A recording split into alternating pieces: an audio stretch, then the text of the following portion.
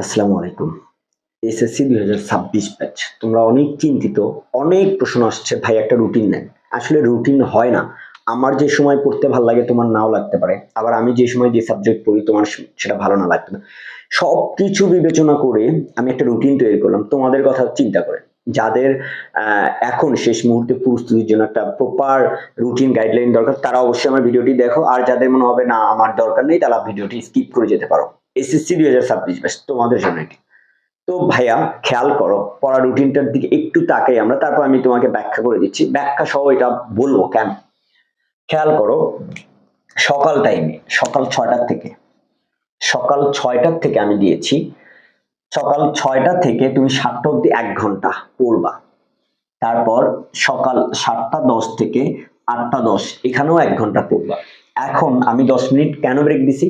এই ১০ মিনিট তুমি অবশ্যই ভাইয়া ফোন চালাবা না। ১০ মিনিট তুমি উঠবা, তোমার ফ্যামিলি, মা-বাবা, ভাই-বোন যাদের সাথে একটু দুষ্টুমি করলা বা তোমার যা প্রয়োজনীয় কাজ ধরো টুকটাক কিছু খেয়ে নিলা, নাস্তা যাকে বলা হয়। ১০ মিনিটের জন্য জাস্ট ১০ মিনিট ব্রেক নিবা। ব্রেক নিয়ে আবার পড়া শুরু করে দিবা। তারপর আবার সকালবেলা ৮টা ৪০ থেকে ৯টা ৪০ পর্যন্ত। এখানে কিন্তু একটা ৩০ মিনিটের একটা গ্যাপ রাখছি। এই ৩০ মিনিট তুমি খাবা, সকালের খাওয়া-দাওয়াটা করবা। করার পরে তোমার যদি একটু ২, ৪, ৫ মিনিট থাকে তুমি সুন্দর করে একটু ফোনটা নিয়ে দেখবা যে আমাদের পেজ হোক বা অন্য যেকোনো পেজের সাজেশন গুলা ফলো করতেছো। দেখবা নতুন কোনো আপডেট সাজেশন আসছে কিনা বা নতুন কোনো নিউজ বা তোমার পড়ার সম্পর্কিত যা কিছু লাগে এতটুকু দেখবা। অবশ্যই ভুলেও ফেসবুক রিলস ক্লিক করবা না। ৩০ মিনিট ব্রেকটা নিলা। তারপর চলে আসলা সকাল ১১টায়। আমি সাবজেক্ট একটু পরে আলোচনা করতেছি। সকাল ১০টা থেকে ১১টা। এই ১১টা টাইমেও তুমি পড়লা। এখানে আমি কিন্তু ২০ মিনিট ব্রেক দিছি এটার পরে। একটা ২০ মিনিটের টোটাল একটা ব্রেক আছে। খেয়াল করবা ৮টা ৪০ থেকে ৯টা ৪০ পড়ার পরে ২০ মিনিট ব্রেক। এই ২০ মিনিটে তুমি আবার তোমার যাবতীয় টুকটাক যদি কাজ থাকে মানে মস্তিষ্ক ফ্রেশ রাখতে হবে। তুমি এক নাগাড়ে পড়তে পারবা না। এই জিনিসটা মাথায় রাখবা।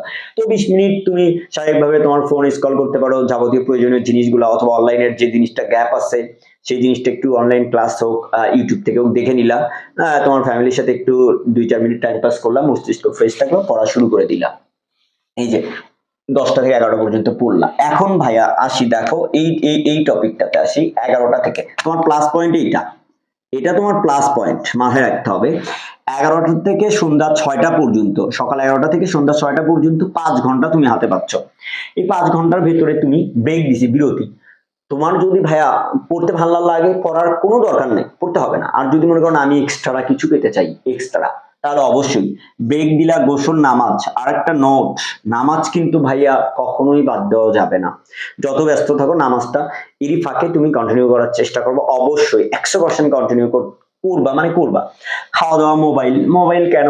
তুমি একটা টপিক বুঝতেছো না যে পড়ছো সেটা নোট করে রাখছো, এই সময়ের ভিতরে তুমি ওই টপিকটা ক্লাসটা দেখবা বা ইউটিউব থেকে দেখবা বা ফেসবুকে যে কোনো অনলাইন প্ল্যাটফর্ম থেকে বা আমাদের পেজ থেকেও সাজেশন গুলো সংগ্রহ করে নিয়ে এই সময়ের মধ্যে এগুলো নোট করে রেখে দিবা। এই যে এই নোট করা, গোসল করা, খাওয়া, রেস্ট নেওয়ার মধ্যে এখানে ২০টা মিনিট রেস্ট নিবা। ২০টা মিনিট রেস্ট হলে তোমার মস্তিষ্ক সচল থাকবে। দুপুরে খাওয়ার পরে ২০টা মিনিট রেস্ট নেওয়ার চেষ্টা করবা। হ্যাঁ, তারপর চাইলে ২০-৩০ মিনিট ঘুমায় নিলা। এই ৫ ঘন্টার ভিতরে তোমার যাবতীয় কাজ সেরে নিবা। যদি তুমি এক্সট্রা কিছু পেতে চাও, না আমার অনেক গ্যাপ আছে আমার পড়তে হবে, তাহলে এই সময়টা তুমি কিছু সময় বের করে পড়ার চেষ্টা করবা ভাইয়া। তারপরে আসি এখন এইটাতে আসি। একটু খেয়াল করো। সন্ধ্যা ৬টা থেকে রাত ৭টা পর্যন্ত, অর্থাৎ সন্ধ্যা ৭টাই ধরো। এখন রাত হয়ে যায় তো অনেক ছোট দিনের বেলা। তো এই সময়টাও তুমি ১ ঘন্টা পড়বা। তারপর আবার ১০ মিনিট ব্রেক দিবা স্বাভাবিকভাবে। ব্রেক দেওয়ার পরে তুমি আবার ৭টা ১০ থেকে ৮টা ১০ অব্দি পড়লা। ১ ঘন্টা এখানেও পড়লা। পড়ার পরে টানা ৪০ মিনিট ব্রেক। দেখো এই ৪০ মিনিট তুমি উঠে নামাজ পড়লা, তারপর খাওয়া-দাওয়া করলা, ২-৪ মিনিট ফোনটা একটু দেখলা। অবশ্যই আমি বারবার বলতেছি এমন কিছু দেখবা না যেটাতে সময় নষ্ট হবে।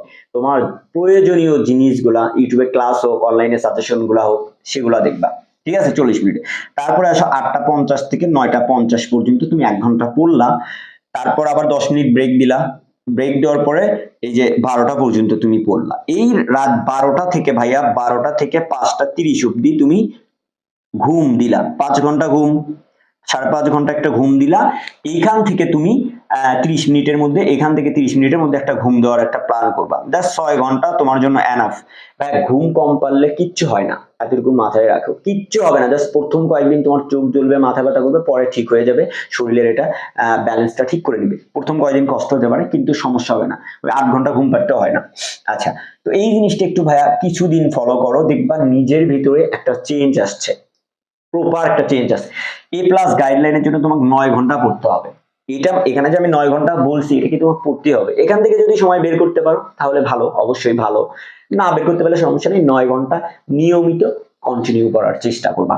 এখন কথায় আছি ভাইয়া, সাবজেক্ট গুলার কথায় আছি। দেখো সকালবেলা, এই যে সকালবেলা তুমি চিন্তা করবা, এই সময় তোমার আদার সাবজেক্ট গুলো আছে, যেমন বাংলা, সে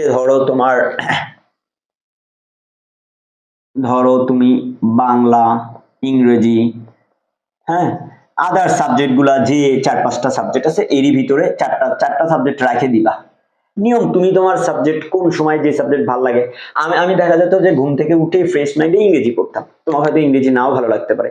তোমার যেটা ভালো লাগে তুমি এই সময়গুলোতে তোমার সাবজেক্ট ইচ্ছা মতো গ্যাপ অনুযায়ী, কোন সাবজেক্ট কতক্ষণ পড়তে হবে, কোন সাবজেক্টে বেশি গ্যাপ আছে, সেই অনুযায়ী সাবজেক্ট গুলা নিজে ইচ্ছা মতো সাজাবা।